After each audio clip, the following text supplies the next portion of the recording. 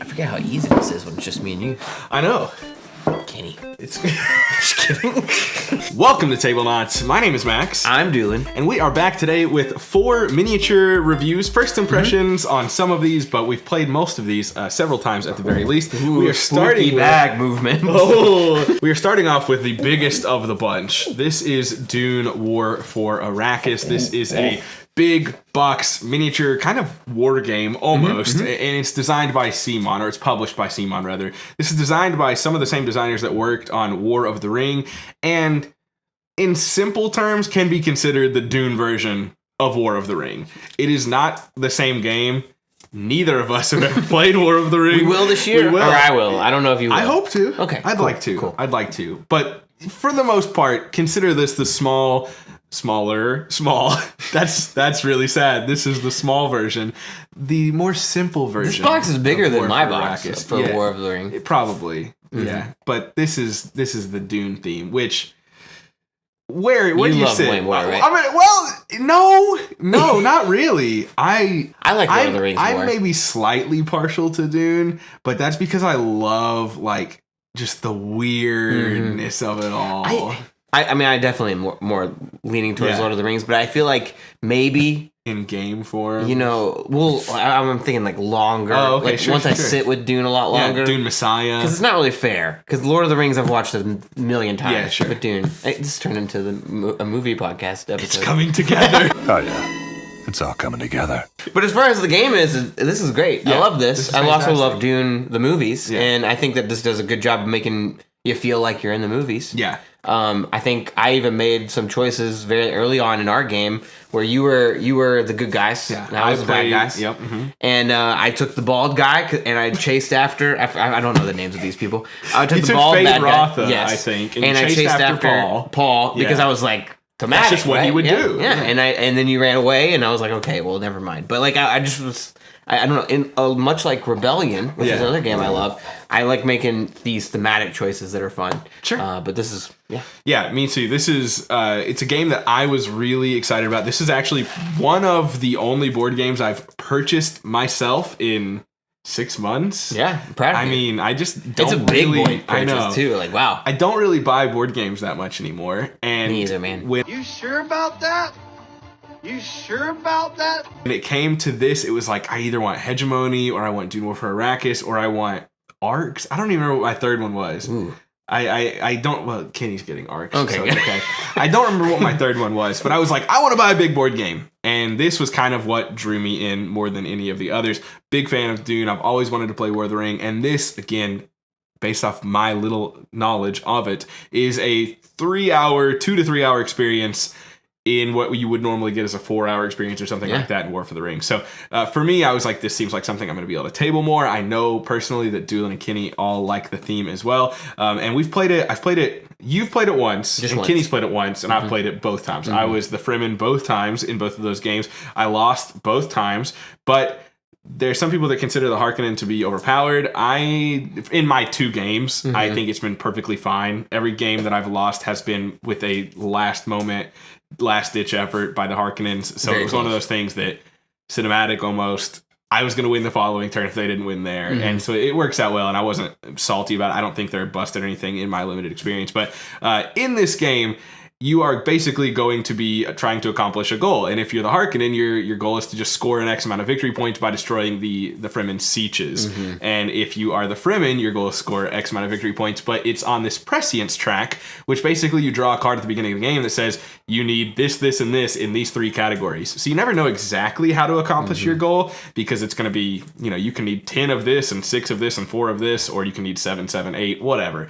And then you've got these cards throughout the course of the game that are asking you to do certain things, which I know some people may think that removes some of the agency from the game, because the Harkonnens can do basically whatever they want to accomplish their goal. The Fremen kind of have to follow these certain objectives. Oh, okay. Whereas, like, I'll get these cards that pop up, and it's like, you need to sand ride with Paul. I remember through this area, and if you don't you need to be accomplishing at a minimum of 1, if not 2, of those prescience cards every turn. And so when it kind of dictates what you need to do, but I love that. I love that you can kind of like, you know what you have to do, but how do you get there and what do you focus on? You may give one up because you're like, there's no way I'm getting that, or that's going to put me way too far out of these 3-point sieges.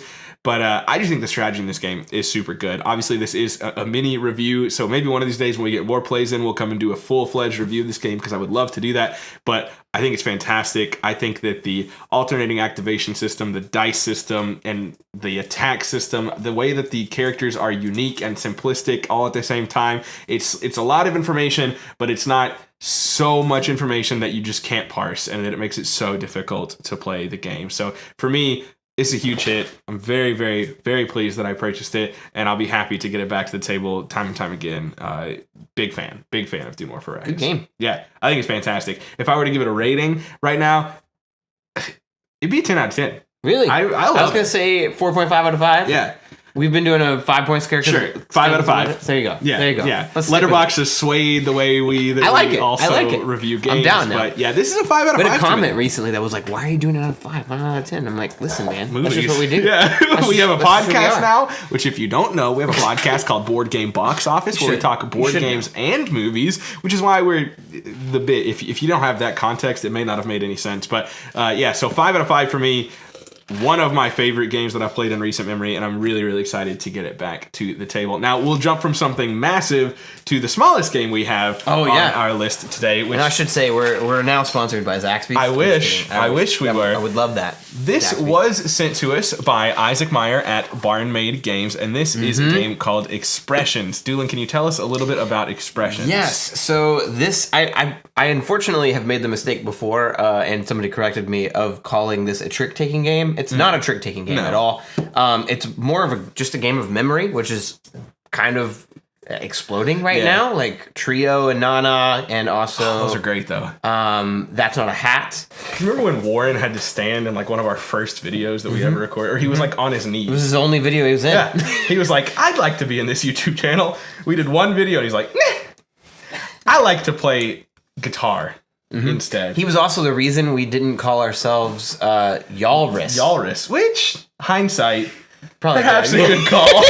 Thank you, Warren. Perhaps a good call. Anyway, Expressions. So Expressions, like those other two games that I just described, is a game about memory, but maybe even more so in Expressions about taking the information that you have and that is on the table and making some educated guesses. I honestly think that memory is not a bad way to describe it, but I think it's 80% deduction, 20% memory. Yeah. Because there are instances where I will tell you something, and then you should remember that because it may very well come into play with the next thing that you do.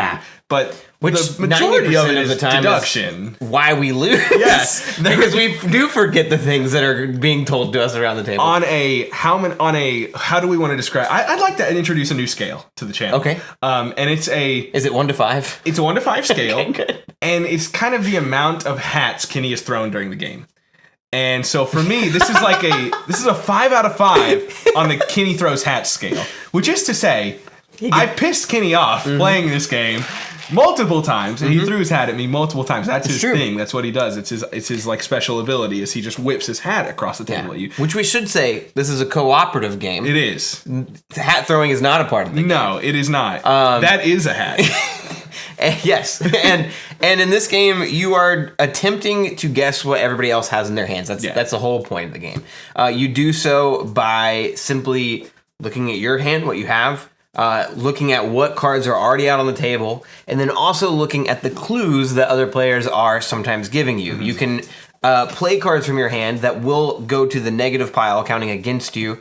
But in doing so, and at a certain orientation, you tell other people at the table some important information, like this is the only card of that color I have in my hand. Right. I have more of this number. Yes, I have more of this number, or this is the lowest of this color that I have, or the highest of this color that I have. To give you like the most obvious example, it would be if I put down a 4 and it said, I have more of this number, and then it was a green 4, and then you saw the purple, yellow, blue 4 in the middle of the table, well, then you know for 100% certainty that Max has the red 4. Yes. Say, red 4, I'll put it down, we're in a good position there. So that's like the crux of the game. Which, if I were to guess that, get it right, Max would play the red 4 out, and I would also play a card from my hand into the positive side, or the harmony side, whereas everything else goes into the chaos side? Disgust, something like that. Either way, you're just trying to get more in the harmony side than the bad side. And every time you make a guess that is incorrect, agony. The agony side, which it is. This game sometimes, Kenny lives in agony playing this game. That is accurate. Anyway. It's also worth mentioning, it comes in this box because this is like a little player board and rule book, but if you understand the rules to this game, this is it. Yeah. And it's fantastic. This is one of the games that probably was the biggest surprise for me recently. Because, you know, you What's can the expression you would say it caused you to have? I really like it. I think it's a fantastic game. It's a 4 or a 4.5. I mean, it's really great. Now, I am someone who loves deduction games. It tickles my brain in a way that it might not tickle many others. But for me, I was ecstatic about this and being like, okay, well, this means that this means that means that he has that, and I loved it. I loved the puzzle. I think we won 1 or 2 out of 7 or so plays. I think we've played it even more than that, and we've lost a lot. We've probably won it 1 or 2 times out of about 10. I think maybe 1 win. I've not seen a lot of people say that this is supposed to be a really hard game. So to be fair, we did win without Kenny. It's true. So I think it's great. I think it's difficult. I love these kind of difficult cooperative games. I love the small box game. I love the deduction puzzle. It brings me a big fan. No, and I think I was right in the same boat as I'm surprised. Not that, you know, this is just a new studio. Yeah. There's no way of knowing. We just knew the guy was really nice. Yeah. We met him at Gen Con. Isaac was really, really kind and talked to us quite a bit and was like, hey, can I send you a game whenever I finish it? And we're like, awesome. And we tried it and we were like, This is pretty great. This is actually amazing. We thought we were going to be doing him a favor, and really, we're like, awesome. I'm so glad that I own this game. Me too. Thank you for sending it to us. And that is not just a wink, wink, nudge, nudge. Thank you for sending it to us. This game's freaking great. Now let's crush his dreams out of 5. It's a 4 or a 4.5 for me. I'm teetering. It's never a game that I'm going to be like, yes, let's pull that game out, much as I would with War for Arrakis. Yeah. But, like, every time the game night winds down, this is where my head's gone to lately. Every single time we've had 20 or 30 minutes, not to say we've played it every time, but when I'm thinking of what we can play, Expressions is probably the first thing that comes to mind for me. I think that if Kenny weren't here, because we know how much he doesn't like this game, then we would be playing it more. I think he does like this game. He just also likes to throw hats at me. But yeah, this is high for me. I'm thinking 4. I'm gonna give it a 4.5. Yeah. I think I'm 4.5 is like reserved for, and I'm really, really strict. 4.5 is like reserved for like games I'm gonna give like in my top 50. Yeah. But yeah, 4. It's still great. Great game. It's still very great. Next on the list, this is a game we've had for probably like a year, 2 years, maybe. We've had this for a long time. We got it done in 2 months. We always send Tablenauts things because we get to it so fast. We have had this one for a long time, and it's mostly it's mostly Jash's fault because it was anime. 100%. And so we were like, he'll learn it, and we'll play it. Much like Millennium Blades. He's just kind of, he left the country. And much like the video that we gave him for Last Night on Earth, I think he was just hoping we'd forget. Yeah, I think so. But this is Argent the Consortium. This is a game by Level 99 Games. It is a worker placement game and one with a lot of interaction. If I had to sell you on the theme briefly, I would say that pretend you are Dumbledore. Or no, pretend you know Dumbledore from the world of Harry Potter, and Dumbledore has died.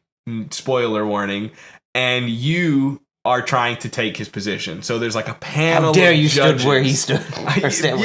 There's like a panel of judges, and I am a potential headmaster trying to sway the judges to hire me instead of Kenny and Doolin.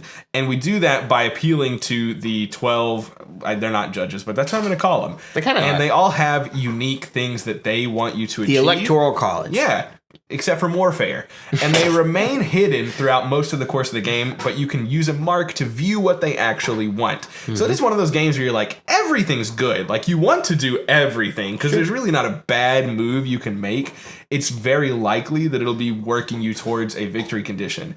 But knowing them, knowledge is power, baby, and it's very important. I really like this game too. I'll spoil it right out the get-go. I think it's wildly unique. In the way that it plays, in the way that the rooms are set up, in the amount of meanness and interaction you can have with one another, literally being like, you leave the spot, straight to jail. Straight to jail. Go to the hospital. Yeah, basically. Yeah, exactly. And it's just super interesting because that doesn't happen in these kind of worker placement games that often. And if you know me, you know that I love interaction. That is like my biggest thing. That's not to say I have to have interaction in a game to enjoy it, but it is one of those things that I just crave. And this gives it to you tenfold in ample amounts. I've been very, very pleased. We've played this 3 times, I think. I think it's wonderful. There's expansions we haven't even introduced yet. There's sides of the just amount of variability. There's sides of every tile we haven't introduced yet. There's 2 sides to every mage that we haven't necessarily played with yet. So there's so much in this box.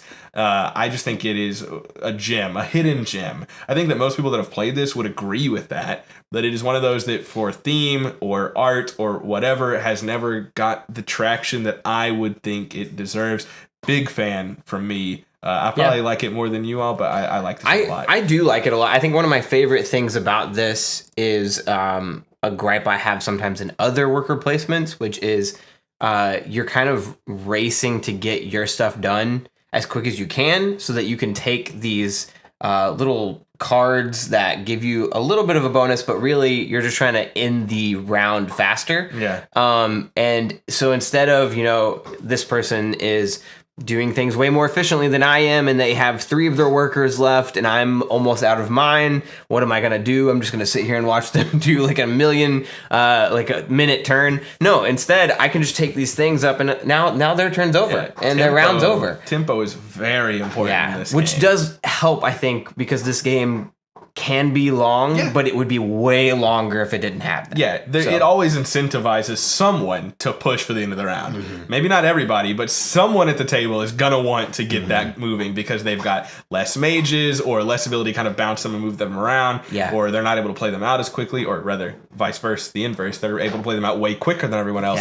But there's so much to do. There's treasures, there's spells, there's rooms, there's mages. There's just a lot to this game, and it doesn't play that difficult though. Like I'd say it's pretty weighty and there's a lot of decision space, but as far as like what you're doing, it's not that difficult. So if medium it's daunting to you, medium heavy for sure. And it was a game that daunted me for a long time, and then I was like, and it undaunted him. Yeah, it undaunted me. Big fan of this one. This is I know I'm speaking very highly of these games today, but to be fair, I did pull them off the shelf because I was like, I want to talk about these. It's like, Max, you pick your... This is another 4.5 for me. So I think we're going to go 5, 4, 4.5. I really like Argent Consortium too. I think for me, right now, it's a 3.5. But that to me is still really, really Not good. all of us can be right. Someone has to be wrong. That's okay. It's okay. I like it a lot. It's just, I think it's a little bit long. Sure. But it's, again, not too long. It could be way longer. And I do like the theme and stuff. So that's Argent the Consortium. Tell us about our last game here, dude. Our last one was sent to us by All Play Games. I think was this one of the, or did we buy this? Nope, this was. I don't know. I'm getting mixed up all the time because I buy All Play Games and I also get sent All Play games. Sometimes I get copies of sometimes I buy and then get sent All Play games. Anyway, Habitats. This is a tile laying game, right? Yes. Yeah. It's not drafting either, really. Kind of. You're moving your truck or car vehicle along this like grid. I don't remember if it's 5x4, 6x4 grid, and you're moving your truck along this grid to collect tiles. And everyone else's as well. Yeah, and you're going to put them into your habitat, for lack of a better term. And there's just different scoring conditions on all these tiles. There's something that can score, per this flower that you have, or if it's connected on all 3 sides. But then there's also the animals, which you're actually using to generate your habitats. And that's where the bulk of your scoring comes from. It's a really simple game. But there is enough strategy in it, not only for the not super meaningful, but fun game of moving and blocking the car, because it's a big enough grid that you're really not going to be in someone's space all that often. Yeah. But there are plenty of times where when you get on the edge and somebody's just ahead of you, it's like, I have to take the next 4 tiles. Yeah. Because if they keep blocking me. Because you can't reverse the car. You can only go left, straight, or right. And so if you're on the edge and I'm also on the edge, but right in front of you, I'm just like, yeah, I'll go forward. And Dune's like, I guess I go forward. It's like, it's just, you play that game of cat and mouse. But this is a game that I was, again, pleasantly surprised by. I thought it was great. Yeah, it's one of those that, this theme, just nature, has been abundant in the board game space lately. And it's not one that I particularly love, but I'm not against it or anything. It just doesn't excite me. But out of all the ones that I've played recently, the art that pops and the uniqueness of the mechanics and just the simplicity of it, it sold me. It sold me on itself. And so this was one that really surprised me. I'm happy to return to it time and time again. I also think I won our play of it, which did help me feel better about myself. It is worth mentioning, we do own, because they sent to us, the upgraded Meeples, which are super cute and really fun looking. Yeah. However, they're not all that... necessary? Necessary is not even the word I would say. Helpful even? I mean, it can stall the game as you try to find the exact meeple. Yeah, it's like they're these very cute. I don't even know how to open Kenny this. printed this. These very cute Meeples, screen printed Meeples that are 1-to-1. One creature for one tile in the game. We should say they don't repeat. No. So there's a ton of Meeples. That's right. And when you find your tile and are able to successfully complete their habitat and score them points, then you have to go digging through all of the Meeples to find the one specific Meeple you need, whereas I think in the normal game they're just check marks, which certainly doesn't look as fun, but way more function than form, where you just grab a check mark and throw it on your board and voila, you've completed it. So although I think they look fantastic, and if you want the aesthetics of it, they are worth getting because they're incredibly good looking Meeples, you don't need them to make the game any better. No. You can just avoid them and just use the check marks, and the game will maybe even be better for it. But I'm happy to have them. It's a little bit of a struggle to actually utilize them. But yeah, I'm a big fan of this one. I love it. I think that something you said while playing it, and I still think this, even after having played this recently, is that this is just... It's going to step on people's toes. This is just better Cascadia. Because you're trying in this one to create those habitats with the colors matching, and also trying to fulfill the objectives of the animal on these habitats, which is the exact same thing in Cascadia. You're trying to get these animals that all want different things, foxes want to have different things around them, bears want to be beside each other, like all of these different things. But in this, there are just so many, there's so many more. And also the way that you're getting them is way more interesting than just picking them up like in Cascadia. And then on top of that, the way that the habitats have, sometimes 3 or 4 of the colors on them, rather than just in Cascadia, I think it's like 2 maybe maximum. It's just way better. And I enjoy this way more. And if you like Cascadia, that's great. And I think you can still have this. But you also might be someone that is listening to Doolin say that, and you're like, well, I didn't like Cascadia, so I don't like this. I don't like Cascadia. Yeah. I think it's perfectly fine. It's a very popular game that a lot of people love. For me, it's never done the trick, and this is something that I like to play way more. I don't think they're a 1-to-1. There are differences amongst them, and that is why I like Habitats more. But yeah, for my money, I'm picking Habitats every day of the week over something like that. And one of the better... not small like Expressions, but smaller kind of games that we've played lately too. Again, another one that I've been pleasantly surprised by. This one would be a 3.5 or a 4 for me. Probably a 3.5. Still really like it. So hey, happy to play it. A solid 3.5, 4, 4.5, and then 5 for you. That's right. I'm gonna give this a 4.5. I love puzzly games. I love them so much, and it's not only like pleasing to the eye, but like it's just pretty. It's just. I don't know. Again, I've played Cascadia recently. It's a solid 7 out of 10. Like, I still really like it, but this is it's It's way more fun. I like it a lot more. Yeah, Habitats is great. All good games that we've played lately. We have more that we'll talk about with you later as well, but these are the 4 we chose to discuss with you today. Thank you for watching the video. Like we mentioned earlier in the video, if you are interested in hearing us talk about our 5-point scale with movies, make sure you join or follow us on any podcast platform for Board Game Box Office. We talk about games and movies. We've already talked about all of these on the podcast, actually. So it's able to be more consistent a little bit just because we don't have to be in person or anything like that. So if you want to hear us talk about these and more, get us there. Thank you for watching the video. As always, make sure you leave a like and subscribe if you... Nope, what? We want to like and subscribe. Well, we do, but make sure if you want to support the channel, that's a good one. If you want to support the channel. I should have said that. Other ways you can support the channel, link in the description below. Wait, we're keeping? We have, of course we are. It would have worked if you just ran with it. Thank you for watching Tablenauts. We hope you enjoyed today's video and got a little bit of insight into some of the recent plays we've had. If you like to support the channel, make sure to leave a like on the video, comment if you enjoy. You can follow us on our podcast at Board Game Box Office. And another way they can support the channel is how, Doolin? You can go to Noble Knight Games specifically with our link down in the description. And you can buy some stuff. You can buy games like these, maybe. I don't know. I didn't check first. I'm sure they're there. Probably. They have thousands of games. They have so many. And especially if you like war games, right. This is for you. Niche games that other places won't have. Yeah. Noble Knight probably does. You can also sell them the games. Always be culling, baby. If you're trying to cull some games, I have a mountain of games that I have attempted to cull locally for a very long time. And no matter how low I price them, no one buys them. So what am I going to do? I'm going to make a video eventually where I just ship them all off to Noble Knight Games. Will I get a lot of money? Probably not. Will they finally be out of my basement? Yes, they will be. Somebody else's basement. And I'll have something to show for it. So we'll talk more about that later when we get to it. Thank you for watching the video. Yeah. And thank you, Noble Knight Games, for choosing to be a sponsor for us. That's true. And once again, if you want to support us, please consider buying your games to them. Yeah. And we also have a podcast and a Patreon. You can subscribe. You can Tons follow of us on social medias. There are lots of ways they can support us. Maybe we should go through. You can send us an encouraging note. Yeah. You can send us winning lottery tickets. Oh, that'd be great. Shatterpoint minis. Money. New equipment. Kisses. Pets. Hershey kisses. Hugs. 100 grand. The Hershey chocolate hugs? bars, though. The chocolate bars. Oh, I like those. Also, 100 grand. That would be great.